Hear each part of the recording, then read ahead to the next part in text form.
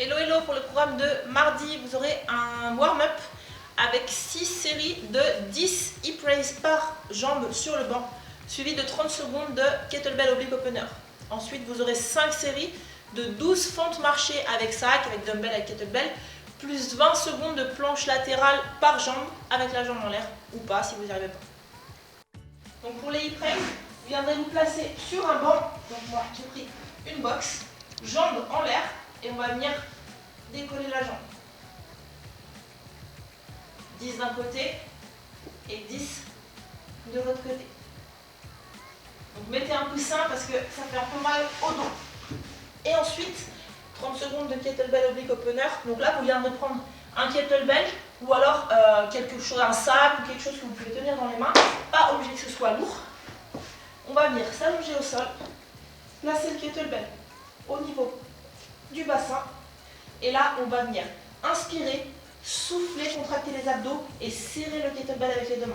Donc ça donne ça. J'inspire.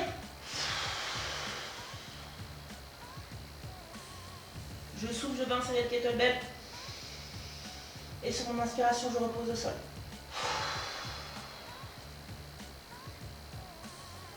À chaque fois, je me concentre bien sur la contraction des abdos. Donc 30 secondes comme ça. Ensuite, 5 fois 12 fentes. Donc vous viendrez prendre le sac ou le kettlebell. Hop, et on va faire des fentes. Fentes marchées, pardon. Donc je viens avancer. Et j'enchaîne avec 20 secondes de planche latérale. Et si on y arrive, on vient décoller la jambe. 20 secondes d'un côté, 20 secondes de l'autre. Pour ceux qui n'y arrivent pas, vous viendrez mettre la jambe dans l'axe. Le skill, ça sera un skill squat snatch aujourd'hui avec balai. On va commencer par 2 x 10 power snatch, puis 2 x 8 overhead squat. Ensuite 2 x 6 squat snatch balai. Et on finira par 2 x 4 squat snatch avec quelque chose de plus lourd que vous avez. Donc ça peut être des packs d'eau, ça peut être un sac, ça peut être des dumbbells, ce que vous voulez plus lourd, ou vous pouvez refaire des séries avec balai. Donc on commence avec un power snatch. L'écartement des bras sur le snatch, il est plus large que sur le clean, d'accord? Il doit vous permettre de faire le tour assez facilement de votre tête avec le ballon. Power snatch, donc on part en position de départ du snatch et on atterrit plus haut que 90 degrés, d'accord? On ne dépasse pas la parallèle.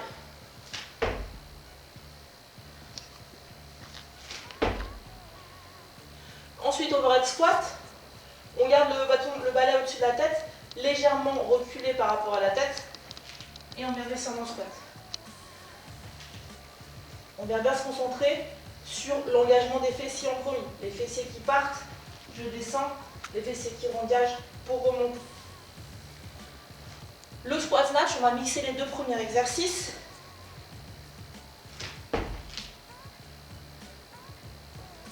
En position de départ du power snatch. Je passe mes genoux, j'accélère et je descends en squat.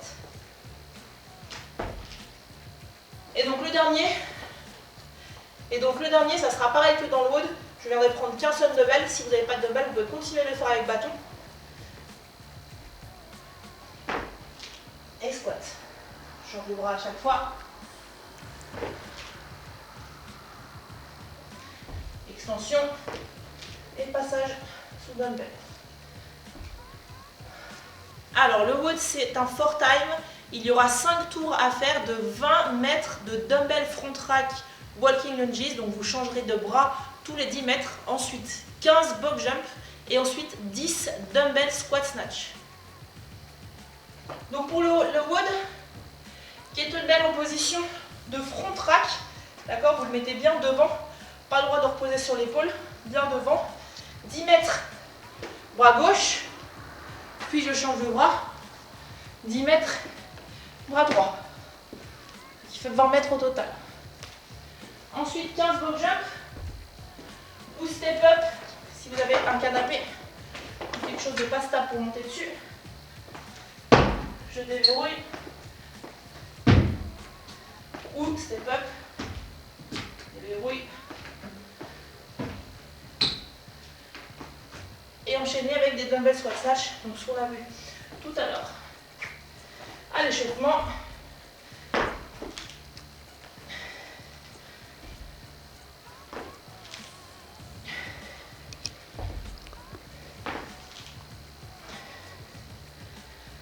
Voilà, si vous n'arrivez pas à faire les dumbbell squat snatch, vous pouvez faire un dumbbell snatch suivi d'un overhead squat.